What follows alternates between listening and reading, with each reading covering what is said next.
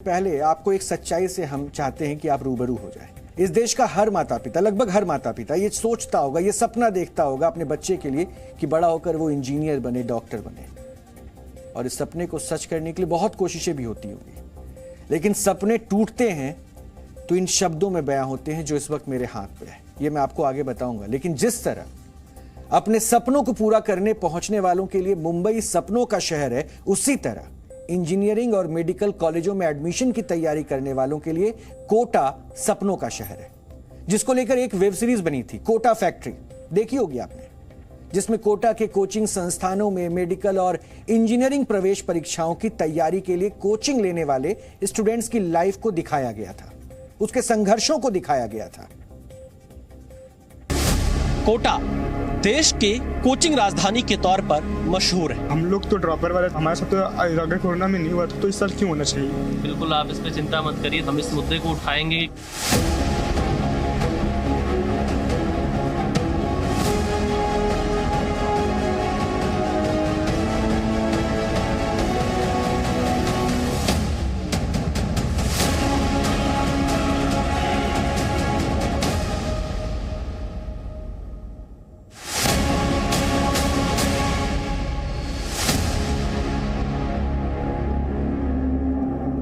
आपने सीरीज देखी होगी, लेकिन आज हम आपको रियल कोटा फैक्ट्री में लेकर चलेंगे, जो सत्य घटनाओं पर आधारित कोई फिल्म नहीं है, बल्कि सत्य घटना है, जिसमें कहानियां भी रियल है, किरदार भी रियल है, घटनाएं भी रियल हैं और लोकेशन भी एकदम रियल है। यह कोटा की उस स्याह हकीकत पर हमारी स्पेशल सीरीज है, जिसमें उम्मीदों के आसमान है और उस आसमान में नाउम्मीदी के घने काले बादल भी हैं, क्योंकि ये रियल कोटा फैक्ट्री है, जिसमें छात्रों की कामयाबी का कोटा फिक्स है, लेकिन कमजोर छात्रों के लिए कोई कोटा नहीं है। हमने रियल कोटा फैक्ट्री के 4 एपिसोड की एक सीरीज तैयार की है। अगले 4 दिन तक हम रोजाना डीएनए में इस सीरीज के एपिसोड आपको दिखाएंगे।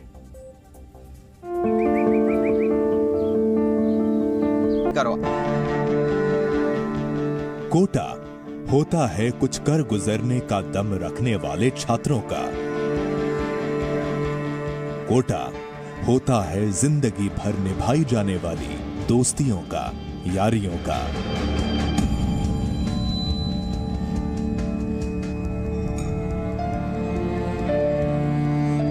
लेकिन कोटा होता है दिन रात पढ़ाई के प्रेशर को झेल पाने का। एग्ज़ाम में क्या होगा, जो हमारे टेस्ट होते हैं, अगर उसमें नंबर ना आए तो उस चीज़ का टेंशन रहता है कि हम आगे क्या होगा। और जो पीछे के चैप्टर्स हमारे जो रहते हैं, रिवाइज करने पड़ते हैं, वो भी नहीं हो पाते हमारे ज़्यादातर। लेकिन कोटा होता है माँ बाप की उम्मीदों पर खरा उतर पाने की काबिलियत का। मार्क्स नहीं आते टेस्ट में तो फिर हम लोगों को एंजाइटी होती है, और उस टाइम पे अगर हमें कोई संभालने वाला नहीं होता है तो फिर हम लोग बहुत ज़्यादा डिप्रेस फील करने लगते हैं। लेकिन कोटा होता है शिक्षा को व्यापार बना देने वाले संस्थानों के लालच का। और फिर वो होता है जिसका ना कोटा होता है और ना कोई कोटा।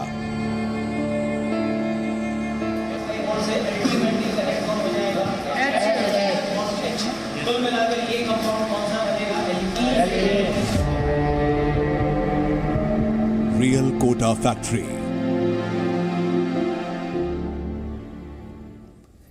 इंजीनियरिंग और मेडिकल एंट्रेंस टेस्ट की तैयारी कर रहे हर छात्र का ड्रीम डेस्टिनेशन होता है कोटा। लेकिन हर छात्र को कोटा के कोचिंग संस्थानों से तैयारी करने का मौका नहीं मिलता। जिनको मिलता है वो खुद को खुशकिस्मत समझते हैं और फिर वो पहुंच जाते हैं कोटा, अपने और अपने माता पिता के सपनों को पूरा करने के लिए। कश्मीर से लेकर कन्याकुमारी तक छात्रों और उनके माता पिता के विश्वास को जीता है ये कोटा शहर। वो शहर जिसने हासिल किया शिक्षा नगरी का टैग। आईआईटी, जेईई और मेडिकल प्रवेश परीक्षाओं की तैयारी करवाने में कोटा शहर का कोई तोड़ नहीं है। टॉप 10 से लेकर टॉप 100 में सबसे ज्यादा स्टूडेंट्स कोटा के ही रहते हैं। यहां पढ़ने आने वाले हर छात्र की कामयाबी कोटा की कामयाबी की कहानी बयां करती है। जाहिर है कोटा में कुछ तो ऐसा है जो यहां पढ़ने वाले छात्रों के लिए कामयाबी की गारंटी होता है। लेकिन हर चीज की एक कीमत होती है। कोटा की कामयाबी के किस्से तो पूरी दुनिया जानती है, लेकिन कोटा की नाकामयाबी की रियल कहानियां हम आपको दिखाएंगे। ये उस कोटा की रियल स्टोरी है जिस कोटा को छात्र और उनके अभिभावक सफलता की सीढ़ी मानते हैं, लेकिन वो असल में कोटा फैक्ट्री है, जहां कोचिंग संस्थानों के लिए छात्र कच्चे माल की तरह होते हैं जिससे इंजीनियरिंग और डॉक्टर ढाले जाते हैं। लेकिन इस पूरी प्रक्रिया में कमजोर छात्र उस बचे हुए माल की तरह होते हैं जिनके लिए कोटा में कोई जगह नहीं बचती, और फिर वो होता है जिनकी खबरें आए दिन अखबारों की सुर्खियां बनती है, न्यूज चैनल्स की ब्रेकिंग न्यूज बनती है। आज हम रियल कोटा फैक्ट्री के पहले एपिसोड में दिखाएंगे कि युवाओं के सपनों का केंद्र बन चुका कोटा आखिर क्यों बनता जा रहा है सुसाइड पॉइंट। हाल ही में आपने खबर सुनी होगी कि कोटा से कोचिंग ले रहे 3 छात्रों ने आत्महत्या कर ली। इस खबर ने हर उस माँ बाप को परेशान किया होगा जिन्होंने अपने बच्चे को इंजीनियरिंग और मेडिकल परीक्षा की तैयारी के लिए कोटा को सिलेक्ट किया होगा। लेकिन अधिकतर न्यूज चैनलों ने इस खबर को यह कहकर गायब कर दिया कि इससे बच्चों के दिमाग पर गलत असर पड़ेगा। हो सकता है कि कोटा के कोचिंग संस्थानों के दबाव में छात्रों के सुसाइड की खबरों को छिपा दिया जाता हो, लेकिन जी न्यूज देश हित और समाज से जुड़े मुद्दों को हमेशा आगे रखता है, क्योंकि हमारे लिए आपका विश्वास मायने रखता है। इसलिए जी मीडिया संवाददाता विशाल पांडे ने कोटा में कई दिन बिताकर वहां चल रही कोचिंग फैक्ट्रियों का सच अपने कैमरे में रिकॉर्ड किया है। डीएनए में अगले 4 दिन तक आप कोटा फैक्ट्री का सच देखेंगे, जिसकी शुरुआत हम कोटा में बच्चों के सुसाइड की खबरों से कर रहे हैं, जिसकी वजह जानने के लिए जी न्यूज की टीम ने कोटा के सुसाइड पॉइंट से ग्राउंड रिपोर्टिंग की है और यह समझने की कोशिश की कि आखिर कोटा में छात्र सुसाइड क्यों कर लेते हैं। आखिर कौन है जो छात्रों को सुसाइड के लिए उकसा रहा है।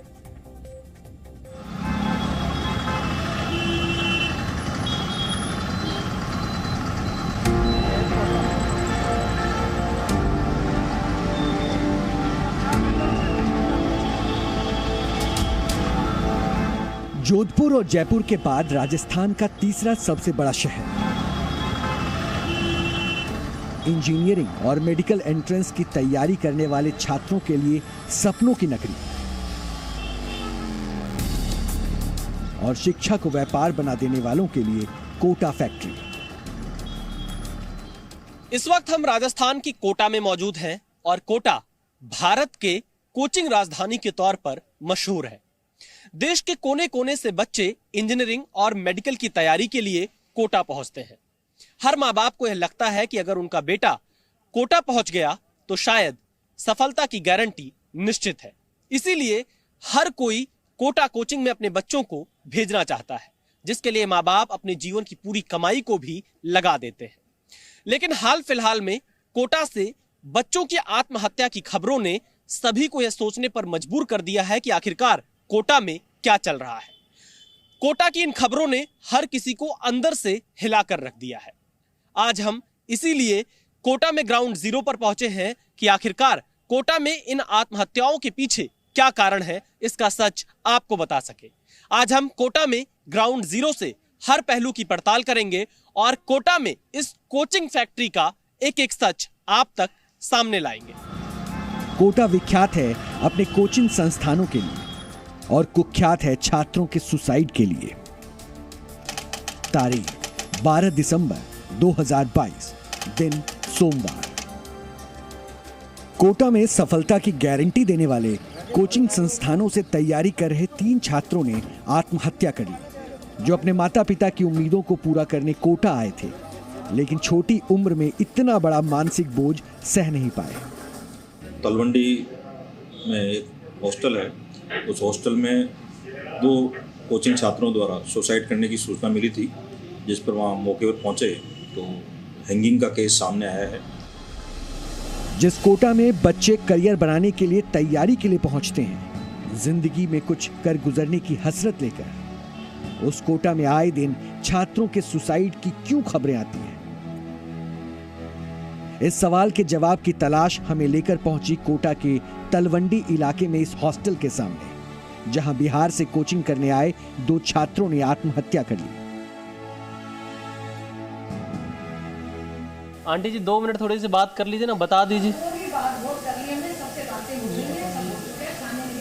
कहाँ ऊपर रहते थे बच्चे? अच्छा अच्छा, हाँ हाँ। अब तक ना तो कोई सुसाइड नोट मिला। इसके अलावा जो यहाँ के आसपास के छात्र हैं उन्होंने जानकारी दी कि दोनों बच्चों ने अपने फोन का जो डेटा था पूरा रीसेट कर दिया था, उसके बाद उन्होंने फांसी लगाई थी। कोटा में कोचिंग के लिए लाखों की संख्या में बच्चे पहुंचते हैं और कुछ इसी तरह से घरों में, हॉस्टल्स में, पीजी में रहकर वो यहाँ पर कोचिंग में पढ़ाई करते हैं। ये तस्वीरें मैं आपको तलवंडी के उस घर की दिखा रहा हूँ जिस घर में वो दोनों बच्चे आमने सामने के कमरे पर दूसरी मंजिल में रहा करते थे और इसी जगह पर उन दोनों बच्चों ने फांसी लगाकर आत्महत्या कर ली थी।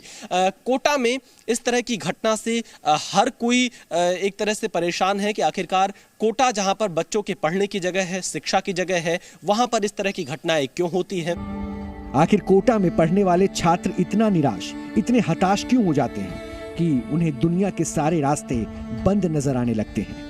क्या खराबी कोटा की आबो हवा में है? क्यों बात इस हद तक बढ़ जाती है कि निराश छात्रों को उम्मीद की कोई किरण नजर ही नहीं आती और उनकी जिंदगी अंधेरी गुफा बन जाती है जहां से निकलना उनके लिए मुश्किल और कई बार नामुमकिन हो जाता है? ये सवाल हमें कचोट रहा था। आप क्या करते हैं? पढ़ता हूँ। इस घर के बारे में क्या जानकारी है सुबोध?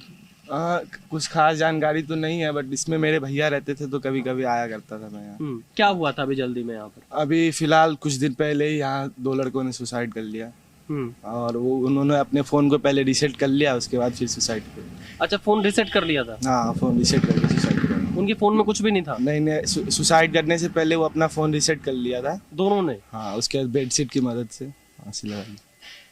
क्या एज रही होगी? मेरे इसकी होगी वही 16, 17, 18। अच्छा, उनसे कभी बातचीत होती थी आपकी? कभी उनसे मिले आप? नहीं, मेरा यहाँ ज्यादा आना जाना नहीं रहता था, इसकी वजह से ज्यादा मिला नहीं हूँ। एक आध बार मतलब बात नहीं किया उससे, उतना अच्छा दोस्ती नहीं था उससे। इसमें मेरे भैया रहते थे, इसकी वजह से मैं आता था। भैया ने क्या बताया आपको? भैया ने यही बताया कि सुसाइड करने से पहले दोनों ने फोन रीसेट कर लिया, उसके बाद बेडशीट की मदद से पंखे में ये करके फांसी। कोई सुसाइड नोट वगैरह मिला? ऐसा कोई सुसाइड नोट।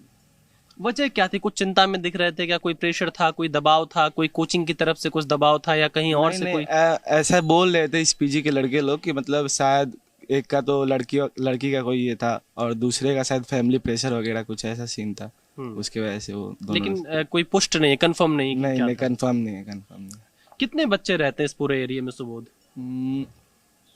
लगभग 1000 बच्चे तो रहते ही होंगे इस तलवंडी के सेक्टर बी एरिया में। हाँ। वो खाना यहीं पे खाते थे या सामने जो केरा फूड्स है उधर? नहीं, वो टिफिन मंगवाता था। टिफिन? हाँ। कौन से मकान में रहते थे? 205 में। 205 जी। Sector B? Sector B. क्या वजह थी, कुछ पता चल पाया? नहीं सर, मुझे कुछ पता नहीं इस बारे में। किस कारण? कुछ परेशान रहते थे, कुछ चिंता में रहते थे? नो सर, इतना इन्फॉर्मेशन मुझे मालूम नहीं है, क्योंकि वो कभी मेरे पास आया नहीं ना, मैं उसमें जाता नहीं तो संपर्क था ही नहीं उससे। अगर वहाँ जाता लेता कपड़े देते रहते तो कुछ इन्फॉर्मेशन मिलती है आपको। अच्छा, आप तो यहाँ पर बहुत सारे बच्चे रहते हैं आसपास में, बच्चों में कोई किसी प्रकार की चिंता, कोई डर, कोई टेंशन, ऐसा कुछ आप महसूस कर पाते हैं जो यहाँ पे रहते हैं उनके बीच में? भाई तो जब वो कुछ बताते हैं अपने बारे में तभी बता पाते हैं कि भाई क्या परेशानी घर में है या पढ़ाई में है। बाकी ऐसा कोई बच्चा नहीं बताएगा तो हमें क्या पता। दोस्त बन जाते हैं तो वो शेयर करते हैं, तो पर इस तरह की बात शेयर करते हैं? किस तरह? जैसे पढ़ाई में मन नहीं लग रहा उनका, टॉर्चर होना। टॉर्चर कौन करता है? अब इस तरह वो तो ना बताएंगे टॉर्चर कौन करता है। नहीं, कुछ तो बताते होंगे जो आपके दोस्त बन जाते हैं। इतना नहीं बताते सर। अच्छा, ये बताते कि टॉर्चर करते हैं? हाँ, टॉर्चर करना, जैसे गर्लफ्रेंड के चक्कर में परेशान होना, पढ़ाई पे ध्यान ना देना, कोई किसी से मिलता है तो उसमें दिक्कत आना, बाकी इतना कोई नहीं बताता। क्या हुआ था यहाँ पे बच्चे जो सुसाइड कर लिए थे? भैया कुछ भी नहीं कह सकते, कुछ भी नहीं कह सकते। कब की घटना कब की है? कितने बच्चों ने सुसाइड किया था? 2 बच्चों ने। और कितने महीनों से बच्चे यहाँ रहते थे? हो गए थे 5, 6, 7 महीने हो गए, कम से कम हो गए। जैसे सेशन शुरू होता है बच्चे आ ही जाते हैं कम से कम। अच्छा, तो कुछ कारण पता चल पड़ा आंटी? क्योंकि बहुत छोटे बच्चे थे, एक 16 साल का था, एक 18 साल। वो तो पता है भैया, पर रीजन नहीं कुछ भी बता पाए, कुछ लिख के ही नहीं गए। हमारे बच्चे हमारे घर में 2-2 साल 3-3 साल से रह रहे हैं। तो क्यों रह रहे हैं? क्योंकि हम बच्चों को देख लेते हैं कि बच्चे देखने में कैसे, पर कई बार फिर भी पता नहीं चलता बच्चे कैसे। तो माता पिता आपके पास आते हैं? हाँ, आते हैं, मिलते हैं। जैसे कभी अब किसी के आते हैं तो मिल लेते हैं, और अगर कोई दिक्कत परेशानी होती है तो हम इनके माँ बाप से कंसल्ट कर लेते हैं। अच्छा आंटी, आपने कभी कुछ ऐसा देखा जो आपको अलग लगा हो इन बच्चों के बारे में? कुछ भी नहीं, कभी भी नहीं लगा। कोई परेशानी? कुछ भी नहीं, कभी भी नहीं। ये बच्चे किस में पढ़ते थे? सब एलन में थे। जिन्होंने सुसाइड किया किस में पढ़ते थे? सब एलन में थे। एक्चुअली में क्या होता है, बच्चों की अपनी सोच, अपनी समझ कब बदल जाती है, उसका हम अपने बच्चों के बारे ही नहीं जान सकते। मैं जेई की तैयारी कर रहा हूँ। अच्छा, अभी तो उसका एग्जाम शेड्यूल हो गया है 24 जनवरी को। जी बिल्कुल। तो उसकी तैयारी है आपकी पूरी? कर रहे हैं, बस चल रही तैयारी हमारी। अच्छा, अभी मैंने देखा आप किस संस्था से हैं, कहाँ पे पढ़ते हैं कोचिंग? एलन में। 2-3 बच्चों की सुसाइड की खबर हमने सुनी थी, उसकी क्या वजह थी, कुछ आप लोग को पता चल पाया था? इसकी वजह तो पता नहीं, लेकिन स्ट्रेस की वजह से ही हुआ है। और तो क्या वजह? कैसा स्ट्रेस होता है दोस्ती है? सर वो नंबर नहीं आते, बच्चे सोचते हैं कि नंबर नहीं आ रहे, फिर हम क्या करें अब, बस यही।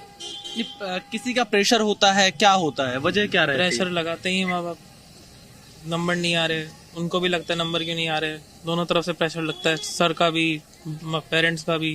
तो बच्चा फिर सोचता है क्या करूं मैं, चारा नहीं बचता उसके पास। हॉस्टल संचालिका शशि अग्रवाल ने और कोटा में कोचिंग करने वाले कुछ छात्रों ने दावा किया कि सुसाइड करने वाले बच्चे एलन कोचिंग में पढ़ते थे। उनके इस दावे पर हमने एलन की प्रतिक्रिया भी लेनी चाहिए। हमने एलन कोचिंग के मीडिया प्रभारी नितेश को फोन कर प्रतिक्रिया जाननी चाहिए, लेकिन नितेश ने फोन नहीं उठाया। ये दोनों बच्चे एलन कोचिंग से जुड़े हुए थे, तो एलन कोचिंग का पक्ष जानना जरूरी है, इसलिए मैं एलन कोचिंग का जो मीडिया विभाग देखते हैं नितेश शर्मा, मैं उनको फोन करके उनकी एक प्रतिक्रिया लेने का प्रयास करता हूं। मैंने उनको फोन मिलाया है।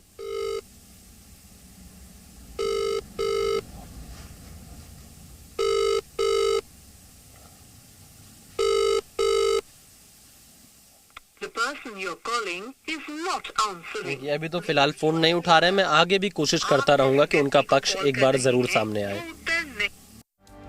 हमने कई बार कोशिश की, जब फोन नहीं उठा तो हमने एलन कोचिंग को ईमेल भेजकर सवालों के जवाब मांगे।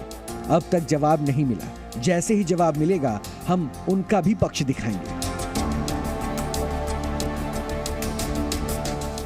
इन बच्चों की आत्महत्या के पीछे क्या वजह है, यह अब तक साफ नहीं हो पा रहा है, लेकिन अब आप कोटा के जिलाधिकारी ओपी बुनकर को भी सुनिए। ये केसेस जो पाए गए हैं उसमें आउटलेटली कोई कोचिंग परिसर में या कोचिंग करते हुए बच्चा कोई नहीं करता पाया गया। एक बच्चा 6 महीने से एब्सेंट था, 2 बच्चे 10 दिन कोचिंग चले गए, फिर 20 दिन एब्सेंट थे, और एक बच्चे के साथ तो वो जस्ट सामने वाले हॉस्टल में उसकी रियल सिस्टर भी रहती थी। रियल सिस्टर से उसका डेली इंटरेक्शन था, तो वो बहन भी उसका नहीं कर पाई, तो उसे नेचुरली पीजी या हॉस्टल वाले से अपनी ये उम्मीद नहीं कर सकते कि जो रियल सिस्टर से कोई बात शेयर नहीं करे और कोई पीजी वाले को डिप्रेशन के बारे में बताए। तो इसमें काफ़ी कुछ फैक्टर ऐसे हैं कि जिससे पेरेंट्स का भी रोल है। पेरेंट्स को अपनी अपेक्षाएं पूरी करने के लिए अननेसेसरी ऐसा प्रेशर डेवलप नहीं करना चाहिए। बच्चे की फीलिंग्स को समझें, बच्चे के सामने ऐसा एटमोसफियर क्रिएट करे कि बच्चा अगर उसको छोड़ना चाहता है तो पेरेंट्स की बात मान लेंगे, ये कॉन्फिडेंस बच्चे के अंदर आए, तो मैं समझता हूँ ऐसी घटना है। कोचिंग इंस्टीट्यूट्स की और हॉस्टल एसोसिएशन की हमने मीटिंग लेके बाकायदा उनको कॉपी दी है। उसका एट ए टाइम कोई कंसर्न आदमी नहीं अवेलेबल, इनको जानकारी नहीं है, बाकी सबको कॉपी मैंने भेजी है। इनके ग्रुप्स हैं उस पर मैंने डाली है, और कोचिंग इंस्टीट्यूट के सारे प्रतिनिधि जो भी आए थे सब ने हमें से कमिट किया है साहब ये गाइडलाइंस हम पूरी फॉलो करेंगे, और गाइडलाइंस के फॉलो न करने के कारण से किसी बच्चे में ऐसी घटना नहीं होगी। सुसाइड हर जगह होते हैं, सुसाइड की वजह अलग अलग होती है, लेकिन कोटा में सुसाइड सुर्खियां बनते हैं, क्योंकि जो कोटा सपने पूरे करने की उम्मीद देता है वह सबसे खतरनाक होता है सपनों का मर जाना। जो छात्र अपने सपने पूरे नहीं कर पाते, अपने परिवार की उम्मीदों पर खरे नहीं उतर पाते और कोचिंग संस्थानों के प्रेशर को नहीं झेल पाते, तो गलती किसकी है? इन छात्रों की जो जिंदगी की मुश्किलों के सामने सरेंडर कर सुसाइड कर लेते हैं, या उन माँ बाप की जो भविष्य बनाने के नाम पर अपने बच्चों को संघर्ष की भट्टी में झोंक देते हैं, या उन कोटा फैक्ट्रियों की जहां छात्रों को मशीन समझा जाता है? कोटा में बच्चों के सुसाइड और कोचिंग को लेकर जब हमने कोटा के जिलाधिकारी ओपी बुनकर से बातचीत की, तो उन्होंने कोटा में बच्चों के सुसाइड का पूरा मामला बच्चे और उनके परिवार के ऊपर छोड़ दिया। उन्होंने ये कहा कि इसकी अधिकतर जिम्मेदारी बच्चों की होती है और उनके परिवार वालों की होती है कि उनके परिवार वाले अपने बच्चों से ख्याल नहीं रख पाते हैं, उनका बातचीत नहीं कर पाते हैं और कई बार बच्चों की मर्जी के बगैर उन्हें एडमिशन के लिए यहां पर भेज देते हैं और इसके लिए उन्होंने कई केस स्टडी भी बताए। लेकिन सवाल ये उठता है कि जिला प्रशासन क्या अपनी भी कभी कोई जिम्मेदारी यहां पर देखेगा? लेकिन फिलहाल जिलाधिकारी की बातों से यह साफ नजर आ रहा था कि कोचिंग इंस्टीट्यूट को वो हरी झंडी देते हुए नजर आ रहे हैं। उन पर उनका कोई इस तरह का बातचीत में नहीं लगा कि कोचिंग इंस्टीट्यूट पर कोई कार्रवाई कभी होगी या उन पर कोई लगाम लगेगी। लेकिन पूरी जिम्मेदारी अगर हम देखें तो जिलाधिकारी के मुताबिक बच्चे और उनके पेरेंट्स पर छोड़ते हुए नजर आ रहे हैं। कैमरामैन एस जयदीप के साथ विशाल पांडे, जी मीडिया, कोटा, राजस्थान। सच तो यह भी है कि ऐसा लगता है कि कोटा में अगर कोई बच्चा पढ़ने गया, उम्मीदों का इस कदर उसके ऊपर बोझ हो जाता है मानो कि अब वो इंजीनियर या डॉक्टर बनकर ही आएगा। और कई बार शायद ये बच्चे इसी में दब कर हार जाते हैं। कुछ खत हैं, मैं आपको दिखाऊंगा और इसके उन वाक्यों को, उन पंक्तियों को एक बार आपको मैं सुनाऊंगा भी, जो उन्होंने लिखा। कितने भावुक हैं और उम्मीदों के बोझ से सोचिए अपने माता पिता के उस सपने को पूरा नहीं कर पाने का दंश कितना बड़ा होगा कि उन्होंने खुद की जिंदगी समाप्त करने की सोच ली। कोटा को देश को डॉक्टर और इंजीनियर देने की फैक्ट्री कहा जाता है, लेकिन कोटा अब छात्रों के लिए सुसाइड फैक्ट्री बनता जा रहा है। यह सच है जिससे मुंह तो चुराया जा सकता है लेकिन नकारा नहीं जा सकता, और यह सच्चाई है। पुलिस रिकॉर्ड्स के मुताबिक कोटा में पिछले एक दशक में 120 छात्रों ने सुसाइड किया है और अकेले इस साल 15 छात्रों के सुसाइड को रिपोर्ट किया गया है। यह स्थिति है कोटा की। यह सरकारी आंकड़े हैं, असली आंकड़े इससे कहीं ज्यादा हो सकते हैं। लेकिन कोटा में उन छात्रों का कोई रिकॉर्ड नहीं है जो मेंटल ट्रॉमा से गुजर रहे हैं। मानसिक दबाव, कभी पढ़ाई का प्रेशर, कभी मां बाप की उम्मीदों का बोझ, कभी अकेलापन। कोटा में पढ़ने वाले अधिकतर छात्र कभी ना कभी ऐसे दौर से गुजरते हैं जब वो खुद को टूटता हुआ महसूस करते हैं, और उनमें से कुछ ऐसे होते हैं जो अपने सपनों को बिखरते देखना बर्दाश्त नहीं कर पाते। और अब वही खत आपको जानना चाहिए, क्या लिखा है इसमें। 2 दिन पहले एक सुसाइड की खबर और आई जिसमें यह लिखा है, मेरे पास जो इस वक्त 2 सुसाइड का है, इसमें एक सुसाइड नोट कोटा में पढ़ाई करने वाले 2 छात्रों के हैं जिन्होंने सुसाइड कर लिया है, जिसमें एक सुसाइड 2 या 3 दिन पहले की जानकारी मिली है। उसमें वो आखिरी चंद लाइन अपने माँ बाप को बयां करता है वो छात्र। लव यू मम्मा, लव यू पापा, लव यू सो मच भैया, लव यू दी छोटी वाली, लव यू दी बड़ी वाली। ये उस खत का हिस्सा है। सोचिए उस जिंदगी को खत्म करने के फैसले से पहले वो अपने परिवार वालों को किस कदर मिस कर रहा था, लेकिन फिर भी उस उम्मीदों की बोझ में वो छात्र इतना डूबा हुआ था कि शायद उसने अपनी जिंदगी खत्म करने का फैसला लेना ही बेहतर समझा। हम उस छात्र का नाम आपको नहीं बता सकते हैं, लेकिन उसके ये लिखे शब्द आखिरी जो है वो उसकी भावना को आपके सामने रखने के लिए काफी है। ये वो शब्द है। एक और खत है, एक और चिट्ठी है। इसमें वो बच्चा लिखता है, mummy papa, actually 11th class में मैं ज़्यादा ओवर कॉन्फिडेंट हो गया। मैंने सोचा कि अब मुझे बहुत कुछ आता है और यही भूल गया कि कभी किसी चीज़ को करने का एक सही तरीका होता है। जब मैं 11th में आया तो अनसिस्टमेटिक वे में काम करने लगा। आगे बढ़ने के चक्कर में मैं इधर उधर की चीज़ों पर ज़्यादा फोकस करने लगा और कोचिंग और आपकी बात टालने लगा। और भी कई हिस्से हैं इसमें, लेकिन इसमें और भी है। आई एम सॉरी कि मैं पकड़ नहीं पाया कि कुछ लोग मुझे डिस्ट्रैक्ट करने के लिए बुलाते थे ताकि मैं क्लास में कुछ ना कर पाऊँ। मैं पकड़ नहीं पाया और मेरी भी गलती है कि मैं अपने आप में कुछ ज़्यादा ही ओवर कॉन्फिडेंट हो गया था। बच्चे कुछ शेयर नहीं कर पाते हैं। बच्चों के दिमाग में क्या चल रहा है ये कोई जानने वाला नहीं होता है। लेकिन अगर सफलता नहीं मिलती है, उस वक्त निराशा इस कदर हावी हो जाती है कि वो फैसले लिए जाते हैं जिसके बाद माता पिता को भी इसका दंश जिंदगी भर झेलना पड़ता है। रियल कोटा फैक्ट्री की स्पेशल सीरीज के पहले एपिसोड में हमने सुसाइड फैक्ट्री बनते कोटा की रियल पिक्चर दिखाई है। कल हम रियल कोटा फैक्ट्री का दूसरा एपिसोड आपको दिखाएंगे। कोटा में कोचिंग कर रहे बच्चों का दर्द सुनाएंगे, उनकी चुनौतियों को दिखाएंगे। और जैसा कि हमने पहले ही आपको कहा कि हमारी ये सीरीज सत्य घटना पर आधारित नहीं है, बल्कि यही कोटा फैक्ट्री का सत्य है। 6 महीने से डेली अगर आप सोचें कोई 12 घंटे पढ़ रहा है तो उसके लिए कितना दर्दनाक हो सकता है कि अब मैं मेहनत करने आया था वो मैं कर ही नहीं सकता। मतलब पापा बोलते हैं कि अगर अभी सेक्रीफाइस नहीं करोगे तो फिर बाद में जिंदगी भर ऐसी ही मेहनत करनी पड़ेगी। हम लोग कितनी भी मेहनत कर ले, कितनी ज़्यादा से ज़्यादा ट्राई कर ले, फिर भी ये डर रहता ही है कि शायद पता नहीं हम उन 2-3% बच्चों में सिलेक्ट होंगे कि नहीं।